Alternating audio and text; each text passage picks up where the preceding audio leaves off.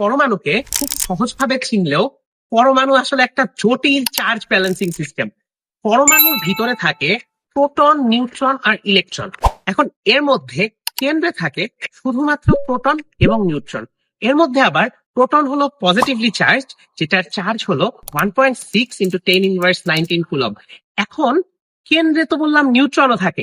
Neutron হলো কোনো ধরনের কোনো চার্জ বিহীন একটা কণা, এবং নিউট্রনের ভর কিন্তু প্রোটনের থেকে সামান্য বেশি, এবং এই কেন্দ্রের মধ্যেই সমস্ত ভর নিহিত। কেন? কারণ এই যে আমার নিউক্লিয়াস অর্থাৎ কেন্দ্রে যে নিউট্রন আর প্রোটন থাকতেছে, এই চারপাশে কিন্তু ইলেকট্রন পাগলের মতো ঘুরতেছে। যার চার্জ আবার কত জানো? প্রোটনের সমান, কিন্তু -1.6 ইন্টু 10⁻19 কুলম। এই ইলেকট্রন যে ঘুরছে, এই ইলেকট্রনের একটা কেন্দ্র বিমুখী ফোর্স আছে, আর ইলেকট্রন আর কেন্দ্রের মধ্যে একটা কেন্দ্রমুখী বা সেন্ট্রিপেটাল ফোর্স আছে। এই কারণেই কিন্তু পরমাণু তার শেপ ধরে রাখতে পারে, বৃত্তাকার উপবৃত্তাকার কক্ষপথের কথা যে আমরা বলছি সেটা ঘুরতে পারে।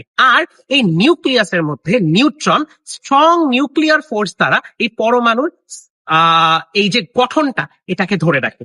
সো পরমাণু কিন্তু এত স্বাভাবিক কিছু না, আবার এত জটিল কিছু না, যদি আমরা ঠিকঠাক মতো বুঝতে পারি।